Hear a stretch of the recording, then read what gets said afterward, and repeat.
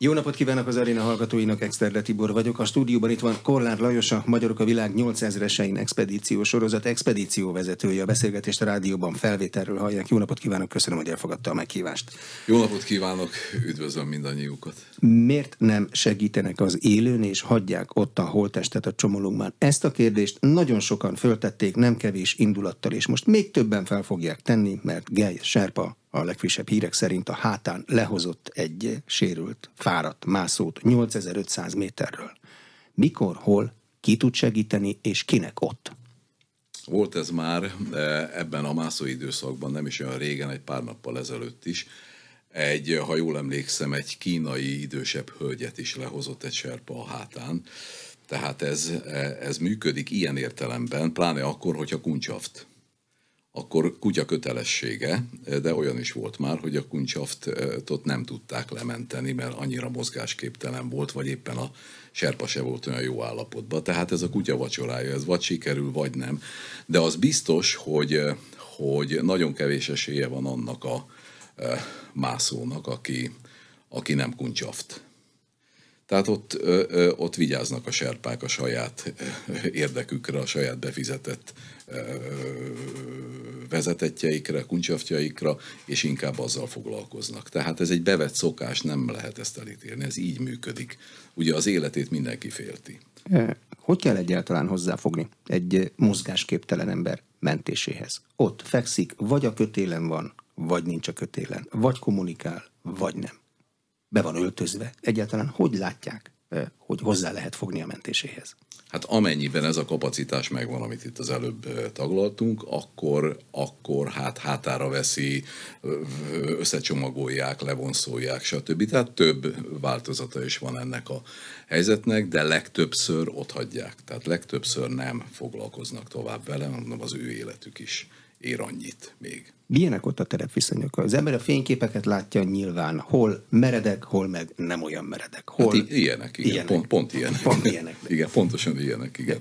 Pontosan ilyenek, technikailag igazából nem túl nehéz. Az Everest normálutas mászása, meg egy csomó, van néhány olyan 8000-es, amely normálutas mászása technikailag nem túl nagy kihívás. A kihívás a magasságban van, a kihívás a fizikai felkészültségben van, a rátermettségben van, a döntésképességben van, de azért mégis valamennyi technikai felkészültség azért kell. A normálutas az ami a legkiépítettebb út, vagy amit a legelőször másztak? Igen, amit a legelőször másztak lényegében, és a legkiépítettebb, a legvigyázottabb. Ez azért egy csomó, kicsit alacsonyabb 8000-esen már azért ez sokkal durvább. Nem így van, mint az Everesten. Tehát az Everest az tulajdonképpen végig kiépített.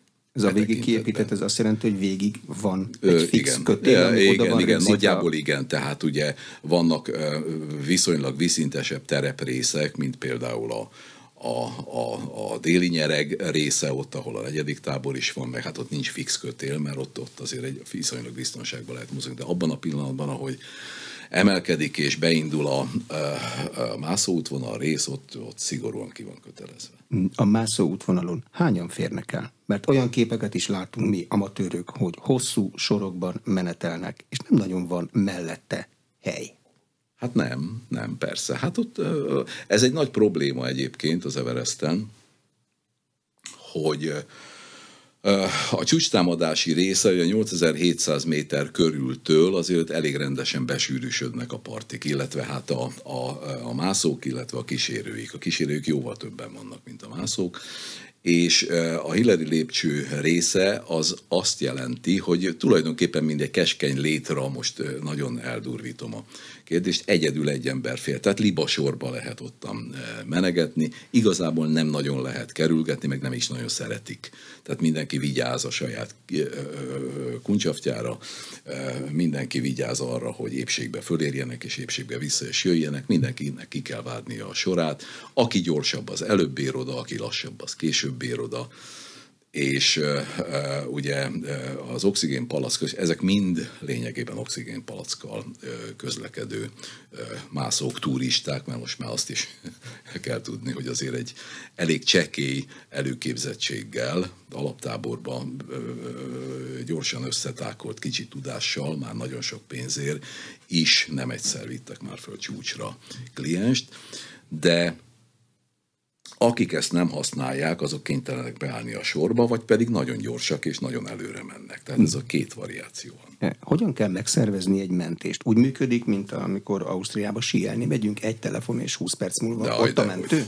De én erre azt szoktam mondani, ez nem az Astoria, hogy valaki összeesik, rosszul lesz, és akkor megnyomom a megfelelő 112-t, és mit tudom, 5 perc, vagy 10 perc, vagy 3 percen belül a Nino megjelenik a mentő, és intézi. Nem.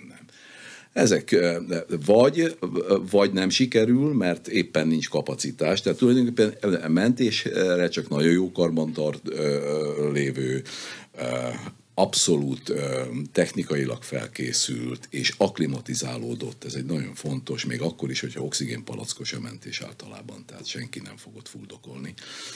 Más két szép személy érez nyilvánvaló, de ez is a súlyos napba vagy napokba is beletelik, amíg a 8000-es részt elérik. Az egy külön mondjuk ajándék, hogyha közbenső táborban van pihent ember, aki erre, akár mászó, akár serpa, általában a serpák vállalkoznak erre, akik visszamennek. Tehát ez hosszú idő, és abban a pillanatban, ahogy valaki agyi ödéma jeleket mutat, és nagyon rosszul lesz, és nagyon el van fáradva, az szinte halálra van ítélve, mert ezt az időt nem fogja tudni élve kivárni. Akik lent vannak és akklimatizáltak, azokat kiveszi rá arra, hogy induljanak? Szóval hogy működik ez a hálózat? Oda telefonál Korlár Lajos, ismeri már régről őt, és akkor megkérdezik, hogy milyen állapotban nem, vagy? azért ez nem ilyen bonyolult. Tulajdonképpen minden az Everesten, és minden Himalája és Karakorum hegyen azért van egy ügynökség, aki intézi a hegymászók dolgát. Függetlenül attól, hogy az alaptábortól fölfelé igénybe veszi-e a felső mászó segítséget, meg oxigénpalackot, vagy nem. De mindenképpen kell, anélkül nem mehet oda. Van egy összekötő tiszt, egy liaison officer, aki nem egy, sok van, különböző csapatokhoz van kirendelve, és ő vigyáz arra, hogy a kapcsolat az meglegyen. Tehát van egy alaptábori rendszer is, aki nagyjából foglalkozik ezzel. De abban a pillanatban, hogy semmi mást nem vesz igénybe, csak azt az alaptábori adminisztratív rendszert, ami az engedélyeztetést, illetve hát az ellátást, az alaptábori ellátást fedezi, akkor egy kicsikét olyan mostohább a dolog, mert az üzlet nem megy tovább. Tehát nincs kíséret, ami rengeteg pénzzel jár, stb. Tehát ilyen is van, de ettől még jó kapcsolatot lehet kiépíteni, nincs ezzel baj. Mi 20 pár évig ugyanezt csináltuk, és az előttünk lévő néhány expedíció is pontosan ugyanígy működött. Ebben semmi új nincs az ég világon. Tehát a magyarok így működnek. Oda megy a telefon, és akkor az összekötő tiszt igen, és hát összekötő tiszt, vagy pedig az iroda kirendelt ott lévő munkatársa, akár vezetője, tehát a kapcsolatot föntartón keresztül lehet működni. Tehát ez Szilárd esetében is csak így tudott működni, hogy fel kell venni az ügynökséggel a kapcsolatot, és az ügynökség a maga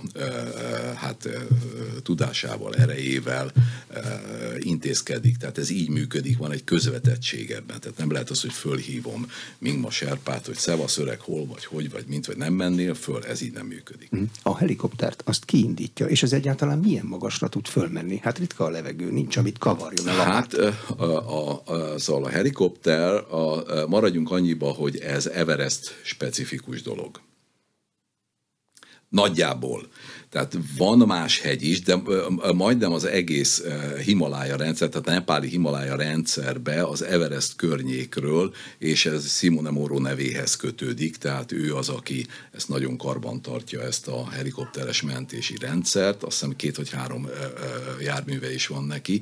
Ezek ilyen gyorsröptű, elég magasra emelkedni tudó helikopterek, de mentési feladatot 6000 méter körüli magasság fölött igazából nem tud, csak felderítő. Tehát tudjuk, hogy a levegő sűrűsége miatt, a felhajtóerő miatt a helikopter azért a helikopter magasságba emelkedése azért eléggé korlátozott. 6000 méter környékére még embereket tud felszállítani, még mentési manőverben is tud részt venni, tehát föl lehet tenni rá embert, le lehet hozni, láttam ilyet. és hát a híradásokból sokszor hallottam is ilyet, tehát ez így működik. De ahhoz, hogy egy helikopter oda menjen és működjön, az kiváló időjárási viszonyoknak kell lenni. Tehát nem a lehet Kumbu nagy szél. völgybe, tehát a völgybe berepülni, tehát ők nem ott állomásoznak a környéken, hanem mindig a völgy, vagy pedig a völgy alsóbb szakaszán lévő mondjuk bázisból, vagy fenntartó állomásból indulnak fölfelé. Hogyha egy picikét rossz is az idő, akkor ők ezt nem teszik meg, mert az életveszélyes. Tehát nem tetézik a bajt még egy kicsit, és ez nagyon gyakran sokszor van így. Ha 6000 méterig lát a helikopter, akkor még mindig van 2,5 kilométer fölötte. Ott akkor, nagyjából igen. Ott akkor mi történik? Hát följebb tud repülni, körül tud nézni, de igazából manővert nem tud csinálni. Tehát nem tud köteletlen ereszteni? Nem. Szóval örül annak, ha visszajöhet biztonságos magasságba. Igen. Hát a felderítő munka se akármi, mert ugye ha nem lát mozgást és nem lát embert, nem talál 8000 méter körül mondjuk senkit, akkor a mentőcsapat nem fog elindulni, mert azért az egy nem kevés Leistung oda följutni. Tehát az ilyen módon azért egy rendkívül fontos munkát végez. A helikopter mit lát? Hatalmas fehérséget, szabdalt tájat, hol fekete, hol fehér. Hogy veszi észre azt a pici pontot? Olyan a szemük. Erre van rá. Olyan a szemük, meg hát van távcső, stb. Tehát azért tudják hol, merre kell keresni, tehát szakemberek vannak azért. Szóval nem most kezdték ezt a szakmát, nyilvánvaló, persze. Honnan lehet tudni, hogy hol kell egyáltalán keresni? A mászó, a pozícióját, azt hogy tudja azonosítani? Sohajda Szilárd esetében is, meg korábban is volt arról hír, hogy a jeladók azok nem teljesen megbízhatóan működnek. Én nem tudom, az én praxisomban mi ilyenekkel nem foglalkoztunk. Mi úgy gondoltuk, hogy ez nem működik. A kapcsolat az expedícióval egy rádiórendszeren, egy hullámhosszon működő rádiórendszeren működött, és ezzel nekünk soha nem volt problémánk. Nem voltunk mi ennyire modernek soha. Nem is nagyon igényeltük ezt.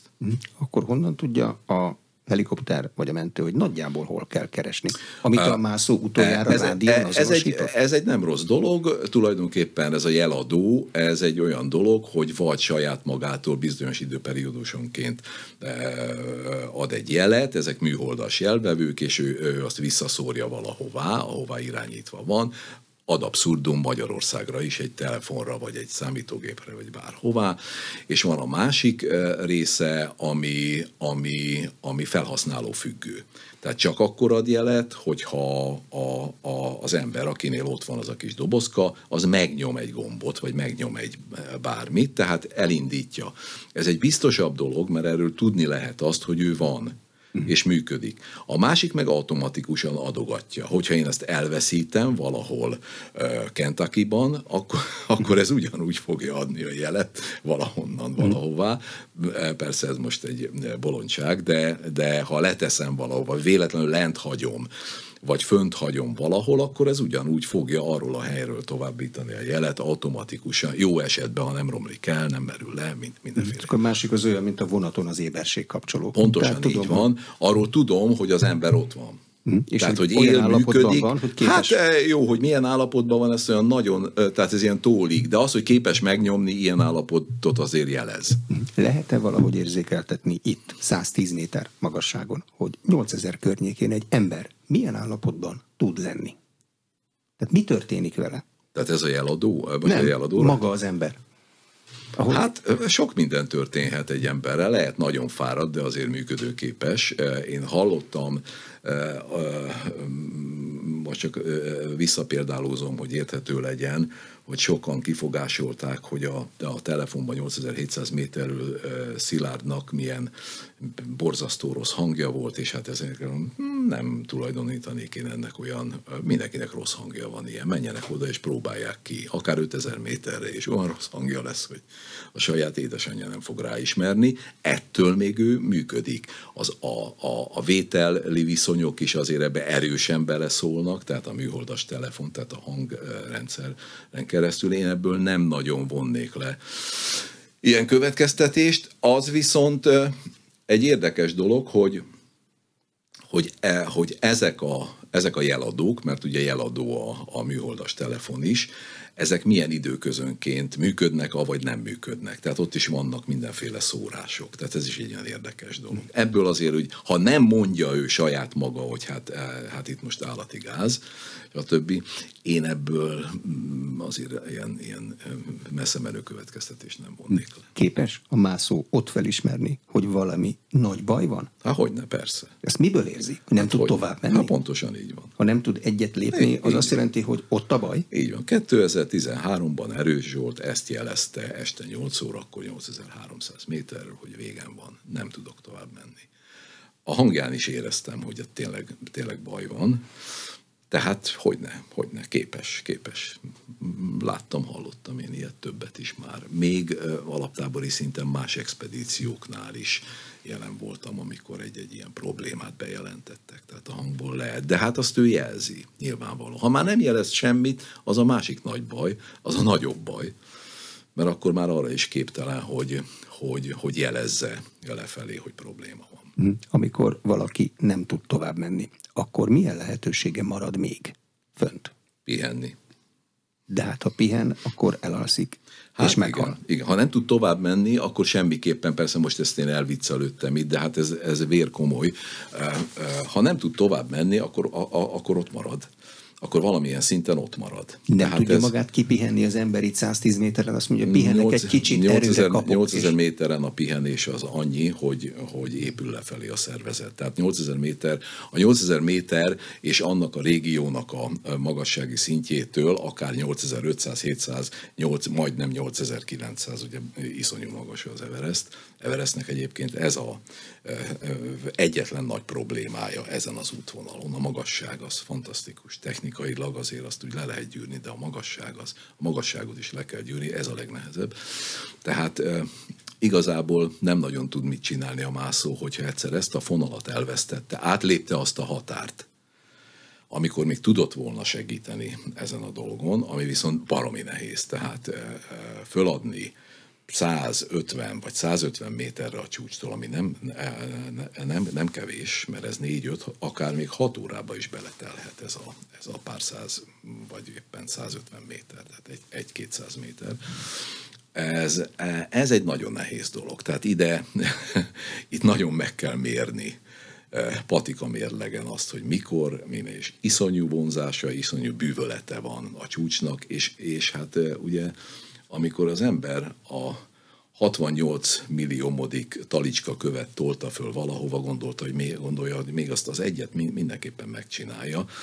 Na hát ez vagy sikerül, vagy nem. De az a 4-6 óra, ami a maradék 150 méter, ugye az függőleges értelemben 150 méter. Igen, akkor az azt jelenti, hogy percenként lép egyet, aztán 5 perc pihenő, visszanyeri az erejét, és jó, lehet így is mondani, tehát lassú. Mondjuk azt, hogy lassú. Kinél, hogy nem mernék ilyet mondani, hogy egyet lépés 5 perc, mert hát ha egyet lépés 5 perc, hát akkor az ne lépjen, akkor azonnal jöjjön le, mert az nagyon gyenge, az nagyon kicsi. Mert ahogy marad fölfelé, ez a egyet lépek és 5 perc már 10 perc lesz, és akkor ugye jövő ilyenkorra se ér fel, és hát ugye az egyenlő halállal. Tehát ez így nem jó, de az biztos, hogy ahogy halad fölfelé, úgy fog lassulni. Tehát nem fog begyorsulni, ez egészen biztos. Na most, aki lassan kezdi, az jó, ha ezt kétszer átgondolja. Itt lép be az, amit ön kérdezett az elején, ugye a háttércsapat, az alaptábor, az expedícióvezető, stb. Mert ő tisztábban lát, tisztábban gondol, de ehhez azért az is kell, hogy ő lásson, tehát értse a problémát, tudja, értsen hozzá, ne pedig csak találgasson valamit, és olyan tanácssal úgy lássa el, olyan kapcsolatban legyen, olyan nexusa legyen, hogy el is higgyék, és ez nehéz, ez nem könnyű. Az én életemben az egyik legnagyobb, hát értem én, hogy miért, de a fiaskó az, hogy nem sikerült Erős Zsoltot visszafordítani a Kancsenjungáról. De mit lehet belőni előre egy olyan mászóval, akivel valaki sokat dolgozott már, hogy déli 12? Vagy hogyha lassan halad egy meghatározott sebességnél, akkor forduljon vissza? Hát ez a déli 12, ez azért van, mert ez egy nagyon exakt dolog. De most az, hogy lassú vagy nem vagy lassú, ezt ott fönt nehezen tudja megítélni, úgy gondolja, hogy mindent Tehát ezért kell egy olyan kemény meghatározás, ami így viccesnek tűnik, lehet az 2 óra is. Az oxigéneseknél a 2 óra már fél 2 óra nagyon elfed, de azért oxigén nélkül, pláne egy lassabb haladásnál nekem még a 12 is egy kicsit, mert ez érthető. Tehát ez ott van, ketyeg az óra, ennyi az idő, kérem szépen, nem fog tovább menni. De az, hogyha szubjektivizáljuk a dolgot, tehát azt mondjuk, hogy ahogy te érzed, az nem jó. Az nem jó, mert mint mondtam az előbb, nagy a vonzás, nagy a motiváció, és ezzel simán bele lehet sétálni a halálba. Lefele könnyebb, vagy felfele könnyebb? Sokan szokták mondani, statisztikát idéznek, hogy a hegyi balesetek 70%-a vizes fűlejtőn történik, amikor már mindenki boldog, hogy megvan a csúcs. Mind a kettő nehéz. Megvan mind a kettőnek a diszkrét bája, hogy miért nehéz a fölfelé, és miért nehéz a lefelé. A fölfelé nyilván azért nehéz, mert oxigént vesztünk, emelkedünk, sokkal nagyobb fizikai kitettségbe vagyunk, viszont kicsit biztonságosabban mászunk mindig fölfelé. Mert hogy tudunk kapaszkodni kézzel. A szemünk előtt van a meredély, a lefelé meg lent van, azon kívül a lefelé jövet az mindig ad egy olyan érzést, hogy megcsináltam. Lazább vagyok. Igen, meg fáradtabb is vagyok. Tehát eltelt egy csomó idő, sokat kivett belőlem az, hogy egy csúcsra jussak, és van egy örömérzés, minden sokkal könnyebben kienged az ember, mondom, és 2-szer olyan fáradt, vagy 3-szor. Tehát ott már a dolgot szinte úgy érzi, hogy bevégezte. Miközben a hegy megmászása az úgy van, hogy onnan le is kéne jönni. Tehát arra figyelni kell. A csúcs a félúton van, szokták mondani. Meddig kell mondjuk lejönni? Mi is. Meddig kell lejönni, mondjuk a Csomolungmáról, hogy valaki azt mondja, hogy most biztonságban vagyok. Ameddig tud. Jó, van, aki nem tud csak a 4-es táborig, és hogyha szerencséje van, és tud pihenni valamennyit, és tovább tud jönni, akkor azzal nincs baj. Ugyan Anita 2-szer mászta meg az Everest csúcsát, és oxigénpalacka föl kellett vennie az utolsó nekifutáskor, mert egyszerűen nem bírta végig, mindegy. Hát ugyanúgy a második mászásnál, ha jól emlékszem, a 3-as és a 2-es tábor között lett olyan rosszul, hogy újra kellett éleszteni. Tehát ez is van a 3-as, még 8000 fölött vannak? A 3-as tábor nem, az 7400 méter körül van, persze. Ott is lehet még életveszélyes állapotba kerülni? Tehát visszafelé jövett, aztán fölfelé is lehet, ad abszurdum. Az nem megoldás? Lehet, hogy teljesen amatőr gondolat, hogy az ember visz magával egy kicsi vészhelyzeti tartalékpalackot. Lehet már kapni ekkorákat is. És amikor nagyon úgy érzi, hogy nem megy, akkor beleszippant. Az élete mégiscsak fontosabb. Persze. Ez nem. Hát szóval, hogy mondjam, milyen hasonlatot mondjak, hogy itt a földszintes régió is azért valamennyire értse ezt. Leszokom a dohányzásról.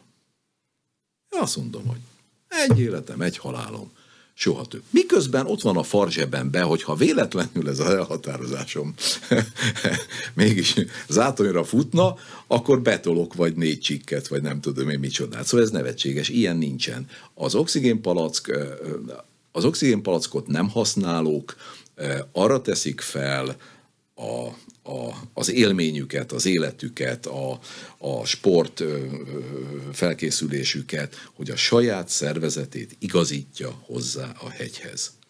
Nem a technikát viszi oda fel, mert akkor elmehetne egy 7000-es vagy egy 6500-as hegyre is, és akkor nincs vele probléma. Tehát ez egy követendő, és ez egy nagyon jó példa. Tehát nekem Szilárd esetében nem is azzal volt kicsi fenntartásom, gondom, hogy no oxigén, hanem azzal, hogy nem egyedül. Tehát én azt gondolom, hogy 1 vagy 2 serpát most elbírt volna.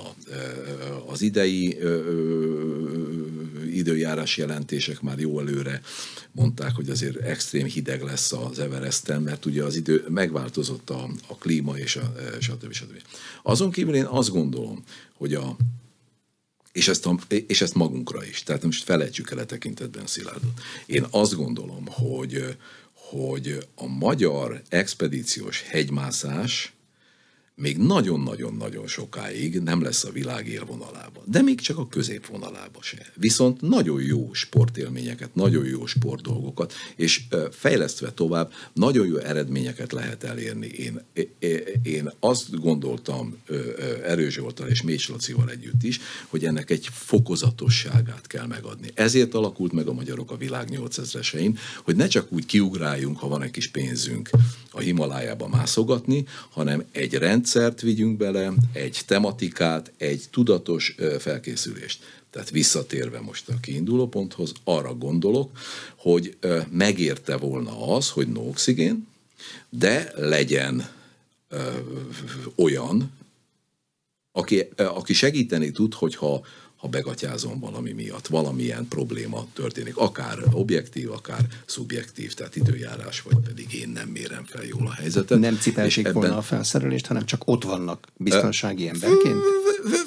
Kísérik, mondjuk már egy serpa is elég, mert nagy tapasztalata van, azért megüti a vállát, hogy valami baj van. Igen, tehát érzi. Tehát én azt gondolom, hogy ez, persze ezt nem én döntöm el, nincs is nekem ezzel különösebb bajom. Én ezt, ha ezt nekem kellett volna, ezt valószínűleg én így csináltam volna. Mi erről egyszer beszéltünk Szilárddal az ősszel, de erről az egész helyzetről, hogy ez hogyan nézhet neki. De hát most jó,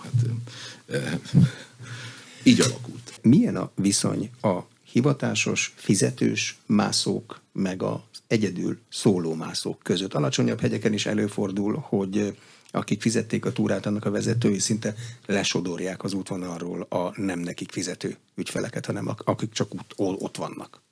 Igen, ez előfordul többször, de most azért válasszuk ketté, a mászókról van szó, vagy pedig az őket kísérőkről, tehát magáról az üzleti részét élvezőkről. Az üzleti mászók egyáltalán nagyjából tudják, hogy mit csinálnak ott? Vagy csak azt gondolom, hogy igen, tudják, hogy mit csinálnak. Van, aki nagyon nincs tisztában a dologgal, de ez a kisebbik rész egyébként.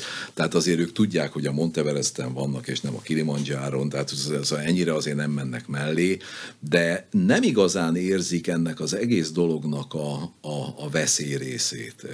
Tehát én számtalan esetben láttam ilyet, hogy pont az Everest lócemászásunkkor az Everest alaptáborba egy kínai lány rengeteg pénzt fizetett 2 serpának, és az volt a kérése, hogy itt ne cicázzanak itt leföl jövögetni meg mindenféle, induljanak el, aztán szépen addig mennek 1 hét vagy 2 hét, föl sem mérte, hogy ez mi, 1 hét vagy 2 hét, ameddig föl nem érnek a csúcsra. És akkor, mikor 1 hét után a serpa megelégelte, hogy hát ez egy nagy bolondság, mert ugye nem nagyon jól haladtak, mert hát ez kell ez a leföljövés, az akklimatizáció szempontjából oxigénpalackosak voltak, megjegyzem, de akkor is kell egy akklimatizáció. Nem működött, aztán nagy nehezen volt is belőle balhé, nagy nehezen csúcs közelbe jutottak, de máig nem tudni, valószínű az történt, hogy a lány nem tudott fölmenni a csúcsra, de követelte, hogy ismerjék el, mert már csak pár méter volt hátra, mondjuk 50 vagy 60. Hát ez még lehetett neki 3 vagy 4 óra is, na mindegy. És ezt nem ismerték el. De ezek ilyen bolondság, de tele van ilyennel, tehát van sok, mondjuk az Everest, az egy különleges tárháza a kedves jó embereknek. Az valaha ki fog derülni pontosan, hogy Suvajda Szilárddal mi történt? Nem voltunk ott, senki nem volt ott. De ez nem olyan nehéz azért ez. Akármennyire is. Én látom az ilyen kommentelőket, ezeket felejtsük is el, mert szóval, hogy egy serpa nevén fönnakadnak. Nem úgy hívták, hanem másképp hívták, csak azért azt nem tudják, hogy minden harmadik serpát Mingmának hívják, minden másodikat Nurunak, vagy Nurinak. Ki tudja ezt megjegyezni, melyik Nuru, melyik Niri. Örülök, ha megjegyzem, hogy az alaptábori szakács és a konyhafiúnak mi a neve, és nem keverem össze a másikkal, és abból is van egy csomó. Na mindegy. Tehát azért itt a kommentelő szakaszban azért érdekes dolgokat lehet látni, a bolondság legtetejét is mindenestől. De én azt gondolom, hogy szakmai berkekben ez azért úgy nagyjából elég pontosan tudható. Nem az, hogy hány méterre, hogy mikor, az se, hogy most hol van szegény Szilárd teste, el tudom képzelni, valamibe belesétált. Mert az agyiödéma következtében, mint ahogy a hírek mondták, hát a kötélről lecsatlakoztatva ez előfordul, hogy az ember teljesen, voltam ilyen helyzetben, egyik mászónk kapott 7400 méteren csúcsról lejöhet egy enyhe lefolyású agyi ödémát, ült a sátrában, és kiszólt a társának, hogy keresd már meg, légy szíves a főzőt, mert szeretnék vizet olvasztani, és egy jó teát főzni. Miközben úgy ült, hogy a főző ott volt az ölében. Tehát itt kezdődik a baj. Ezt még lehet orvosolni gyógyszerrel, illetve azonnal lejjebb kell hozni. Tehát ez nyilván. De ha valaki egyedül van, akkor ez egy kicsit nehezebben működik már. Tehát ez akkor az ő döntésére van bízva, és mint ahogy az előbbi példán mondtam, az ő döntése azért e tekintetben kutyagumit nem ér. Miért nem hozzák le a holttesteket? Az internet tele van olyan képpel, hogy kötélen lógó, szélárnyékban fekvő, ép vagy oszladozó holttestek vannak az Everesten. Voltak erre törekvések, hogy lehozzák a holttesteket, vagy a holttestek egy részét, de nehéz. Azokat elég rendesen be vannak fagyva, furcsa dolgok is történnek, ott nem olyan egyszerű. Azon kívül nem éreznek intittatást benne, hogy háborgassák annyira nagyon ezt a régiót igazából. Nyilvánvaló, hogy időnként, mert ugye elrettentő ezek a mementók, ezek nem jó útjelzők ott a környéken, de hát ez egy nehéz kérdés. Ugyanolyan, kicsit másabb, mint a szemét kérdés. Tele vannak a híradások, hogy mennyi szemét, és a hegymászók miatt. Ez nem a hegymászók miatt van a szemét a Himalája csúcs környékén, vagy egyáltalán az alaptáborban, stb. A hegymászó hozzá nem fér a szeméthez. Nem ő szemetel, ugyanis őt ellátják. Tehát mindenkit. Kiszolgáló személyzet. Igen, sőt, mi több, a hegymászó kifizeti azt a pénzt, amiben benne van az, hogy a szemetet, illetve a maradékot, a hulladékot, az üveget, a konzervdobozt, le kell hozni a hegyről, és ezt az iroda, az őt ottan rendszerező vagy vigyázó ügynökségnek a kötelessége. Ők nem csinálják ezt meg. Szóval elsumákolják jobbra-balra, és ezt a hegymászó fizeti. Van egy úgynevezett garbage kaució. Tehát mikor a hegymászó ugye megkapja az engedélyt, vagy a csapat megkapja az engedélyt, akkor befizet egy bizonyos garbage kauciót, egy szemét kauciót. És ebben meg van szabva, hogy az alaptábori szemeteiket le kell hozni. Ezt az ügynökségnek a megajánlásában ez benne van, hogy azért ő mennyi pénzt számít fel. Miközben még kifizeti a kauciót a hegymászó is, vagy a csapata is, és akkor ezen megy a mindenféle különböző viccen. Én láttam olyat is már, hogy egy csomó szemetet összekészítettünk, és ugye ez Karakorumban volt, és akkor a baltisztáni teherhordókat fölpakoltuk fel, és amikor úgy nagyon gyorsan ellovagoltak és eltűntek, akkor egész egyszerűen beledobálták a lecserhasadékba. Ami elképesztő. Vagy szétszórták. Most szét nem szórják, mert azt látszik, de beledobják. Egyébként a Himalájában lévő alaptáborokban maradó szemét felelősei, azok szinte kizárólag az ügynökség és az ő emberei, az ő dolguk. Említette, hogy Sohajda Szilárd expedíciójába is elfélt volna egy vagy két serpa. Nincs egy másik magyar mászó ma, aki tudott volna vele párban menni? Hát ez egy nehéz kérdés, én ebben nem volt, Szilárdnak volt, Klein Dávid is volt párja már Szilárdnak, tehát volt, és nem véletlen. Szóval valami miatt most egyedül megy, nem kívánom én ezt taglalni, de biztos lett volna. Én azt gondolom, hogy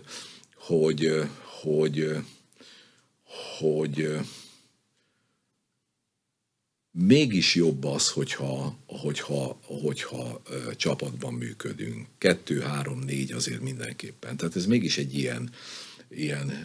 ilyen gondoskodó társaság. És mint mondtam, hogy nem vagyunk akkora rekorderek, hogy az egész világ arra figyel, hogy most mi lépünk-e 2 az Everesten, vagy nem. Szóval nem, én soha nem szerettem, tehát most függetlenül ettől, én 2 vagy 3-szor kellett erős, meg mélycset lebeszélni arról, hogy itt ezzel az Everesten ne bolondozzunk, hanem menjünk el mászni, csináljuk a mi saját dolgunkat, majd aztán, hogyha minden megvan, akkor lehet egy újon pörögbe, kézen állva és mindenféle nyamnyamokat csinálni, de addig, ameddig nekünk egy csomó egyéb más dolgunk is van, addig talán ezzel nem kéne foglalkozni. Nem beszélve arról, hogy nem kell elfelejteni, hogy a magyar hegymászásnak azért elképesztő másabb területen, tehát egy 1000 méterrel alacsonyabb szintre megyek most, sőt lehet, hogy 2-re is, hogy rendkívül világviszonylatban is nagy eredményei voltak, nagy mászóink, sajnos nem élnek már, által. Tehát azért sok-sok olyan volt, ahol azért érdemes lenne kutatni, mert azon a területen rengeteg tehetség van még. Én az expedíciós hegymászásban én nem látom a mai napig sem. De azért, mert nincsenek elég magas hegyein, nem ott születtünk? Nem. Akkor miért nincs elég gyakorlatunk? Nem, hát azért nem vagyunk olyan messze a Magas-Tátrától, meg az Alpoktól se. Hát tulajdonképpen ezek nem. Igazából így alakult, így adódott. Nem kell ezzel, azért nincs rossz érzésem, nincs rossz viszony a hegymászással, ugyanis én ezt egy életmód sportnak tartom, és egy olyan összetett, komplex viselkedési, gondolkodási, fizikai egységnek, ami egy fantasztikus dolog. Itt van Szilárd. Egy fantasztikus jó ember volt. Tényleg.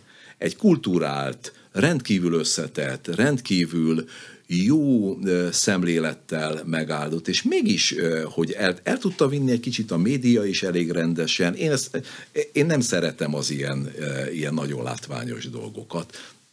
Persze erre azt mondják, hogy ne, hát mert a szponzorok, nem igaz, lehet azt másképp csinálni. Én tudom, szóval lehet, de ez nem jó, mert elviszi. Erős Zsoltnál is voltak ilyen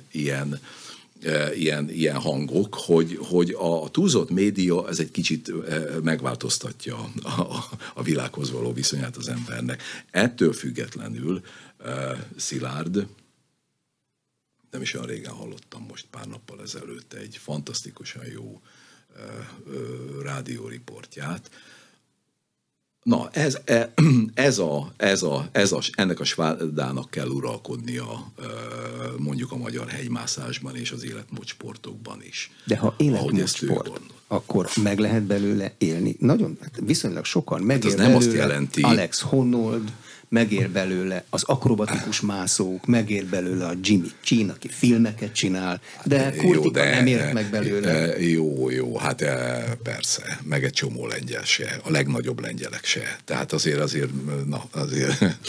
a sportot és az üzletet azért ennyire ne keverjük össze. Is szerelt mellette, meg mindenfélét csinált. Pontosan. Tehát igazából nem. Ez, hogy miből lehet megélni, az egy másik kérdés. De mit lehet jól csinálni, és mit kell jól csinálni, ez megint egy másik kérdés. Szerencsésen ez a kettő ötvöződhet, de hát ez nálunk igazából annyira nem működik. Zsoltnál valamelyest ez működött, ez ment. Tehát ő egy kivételes tehetségű hegymászó volt. Nem ő volt technikailag a legjobb mászó Magyarországon. Tehát messze nem ő. De ő egy olyan szellemiséggel, egy székely emberről beszélek, egy olyan olyan mentalitással, olyan rákészül, olyan elhivatottsággal, könnyedén, mosolyogva vett részt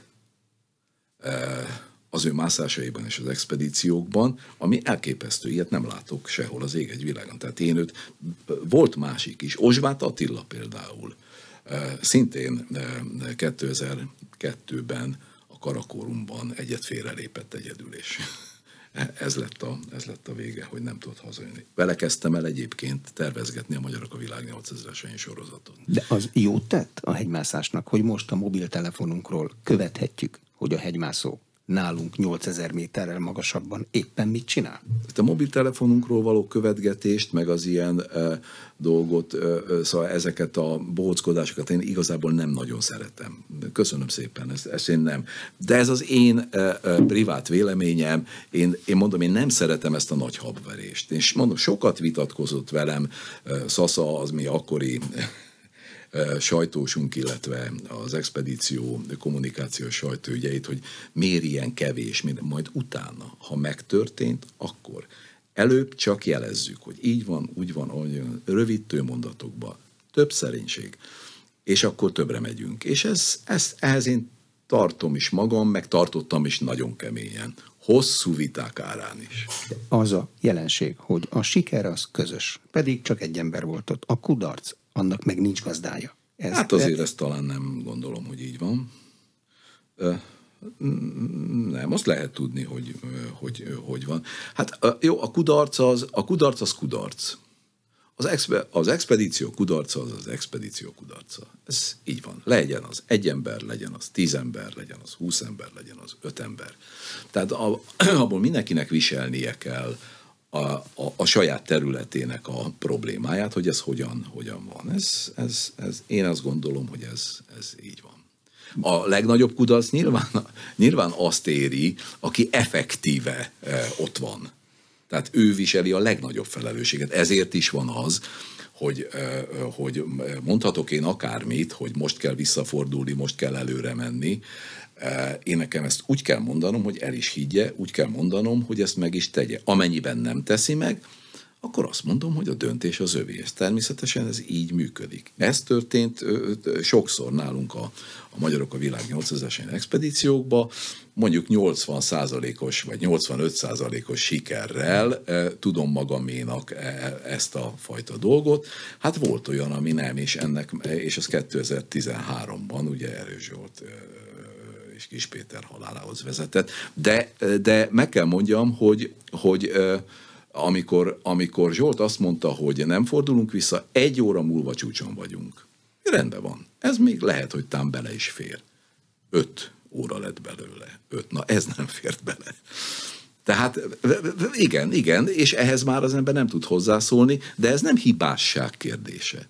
Ez nem hibásság, én nem keresem ebben sehol se a hibást, ezek csak a tények, hogy ez, igen, vigyázni kell, a csúcs vonzása, az elhivatottság, a motiváció az elég rendesen túl tudja értékelni a saját teljesítményünket. A saját teljesítményt, azt előzetesen, annak a kapacitását fel lehet mérni valahogy?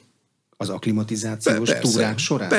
Persze. Tehát alkalmas egyáltalán? Hogyne. Persze, azt föl lehet mérni. Hogyne. Hát sokszor, a mi expedícióinkban is sokszor volt, akit közös elhatározással nem engedtünk csúcstámadni, vagy nem engedtünk a következő etapban följebb menni, azért, mert talán még nem. És akkor vagy megjavult, vagy nem. Általában igen.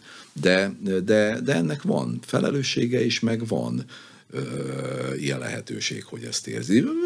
Legtöbbször azért saját maga az egyén is érzi, hogy hát ez most nem teljesen jó. Járó Dudka, egy kiváló szlovák mászó barátunk. Ott volt velünk a Kancsenzöngán is. 2005-ben ott volt a K2-n is, és 2013-ban pedig a Kancsenzöngán is.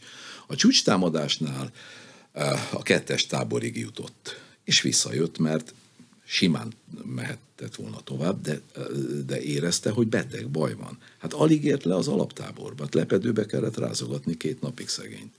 Úgyhogy... Sohajda Szilárd is panaszkodott, hogy a konyhasátorban mindenki köhög. Most egy kis köhögéssel neki lehet menni? Én, ha kicsit köhögök, már eltiltanak a munkától, hogy meg ne fertőzzem a többieket. Hát, ott még tovább megy, mert belem van egy csomó idő. Tehát azért a Himalájában ilyen magasságon azért mindenki köhög. Tehát azért a köhögés és köhögés között azért van különbség.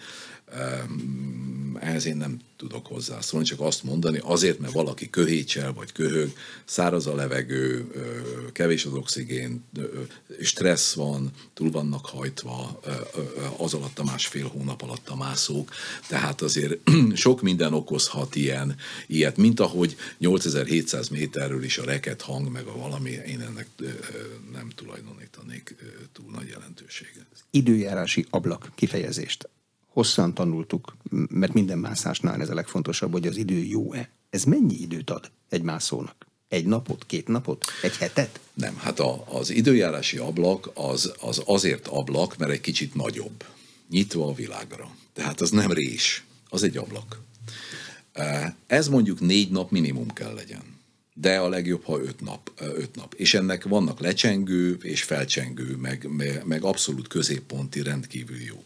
Tehát amikor az időjárás jelentés körbe van nyalogatva, és mindenhonnan beigazolva, hogy a május 20-a lesz a legjobb nap, szél, napsütés és csapadék szempontjából, abban a régióban, mondjuk az Everest csúcsa körül, akkor a május 20-ához kell, teszem fel, igazítani a csúcstámadást. Tehát úgy kell elindulni az alaptáborból az egész, a nagy csúcstámadásra, tehát a csúcs elérésére, hogy május 20-án módom legyen csúcsra jutni. Mert az a legjobb nap. Tehát ott kell a legjobb napnak lenni. És kell még vagy 2 nap, vagy másfél, vagy egy, de hogy még azért biztonsággal azért minél lejjebb vissza tudjon jönni. Tehát így kell beállítani ezt az egészet. Elképzelhető, hogy az alaptáborból való indulás a csúcstámadásra még nem teljesen jó időben megy, de azért azt az 1-2 tábort abba meg lehet tenni. Tehát ezt ki kell sakkozni. De amikor nem teljesen jó az idő, az azt jelenti, hogy -10 és mondjuk 50 kilométeres nem mínusz. A mínusz az nem érdekes. Azt mondta Fridtjof Nansen a grönlandi átkeléskor, hogy a hideg. Fel kell öltözni. Hát azt mondja, azon nevetek, de a szelek, na azon nem nevetek. Tehát amikor az idő, ugye a szelek és a csapadék az a Himalájában is rendkívül uralja az időjárási rendszert és a helyzetet. Ha hideg van, az hideg van. Általában hideg van. Van, amikor nincs annyira hideg, van, amikor. De olyan -20 és 35 fok között azért arra lehet számítani, hogy itt-ott azért, hogy meglódul. De van +20 is, akár lehet +20 fok 8000 méteren is. Tehát, hogyha nagyon jó idő van, szélcsend van, és 1000-rel süt a nap, akkor bizony ott a reflexfényektől, hó, stb. Minden, akkor ott lehet egy darabig még +20 fok is. Tehát ez lehet. Ahogy elmegy a nap, abban a pillanatban drasztikusan csökken a hőmérséklet. És mi is volt a további kérdés? Hát ennyi. Igen. Hogy a szél. Jó, a szél. Hát igen, a szél és a csapadék. Tehát az egy nagyon fontos dolog. Az működik. Tulajdonképpen a monszun is ebből van. Tehát szél és csapadék a monszun. Lehet ebből az expedícióból, Sohajda Szilárdéból bármilyen következtetést levonni egy következő expedícióra, vagy itt mindenki a saját felelősségére fog gondolkodni bármikor is, amikor neki megy a Nagyhegynek? Hát persze, mindig mindenből lehet. Tehát egy labdarúgó mérkőzésből is lehet követni. Nem oda kellett volna rúgni, nem az kellett volna, nem így kellett volna, csak persze, lehet ilyet mondani. Lehet, és általában ilyen helyzetekben azért egy megbeszélést, egy kitárgyalást azért szoktunk csinálni szakmai berkekben. Ugyanúgy volt ez nálunk többször is a mi expedícióink kapcsán. 13-ban is, 2009-ben is, 11-ben is, vagyis 12-ben is, bocsánat. Ilyen nyilván, de hát ez nem az én dolgom, hát ezt majd intézik a szövetség, vagy valaki. Tehát ez egy ilyen dolog. Lehet, persze, lehet. Nem felelősök keresése, és nem, ez nem az a szakterület, hogy ottan megmondani, hogy mind, de még az is lehet, hogy vita is lesz, mert hogy ez talán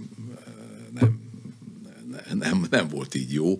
Hát ilyenkor azért van, de ez szigorúan szakmai körökben gondolom én ezt, ez nem kommentelő. Tehát ne várjuk, hogy majd lehessen szakérteni a fotelből, nekünk is. Hát, bocsánat, de hát szóval, amikor mindenki ért mindenhez, azért mégiscsak egy vicc. Köszönöm szépen. Az elmúlt egy órában Kollár Lajos, a Magyarok a Világ 8000-esein expedíció sorozat expedíció vezetője volt az aréna vendége. A műsor elkészítésében Illis László felelős szerkesztő, Herceg Zsolt felelős szerkesztő és Módos Márton főszerkesztő vett részt. A beszélgetést a rádióban felvételről hallották. Köszönöm a figyelmet, Exterde Tibor vagyok.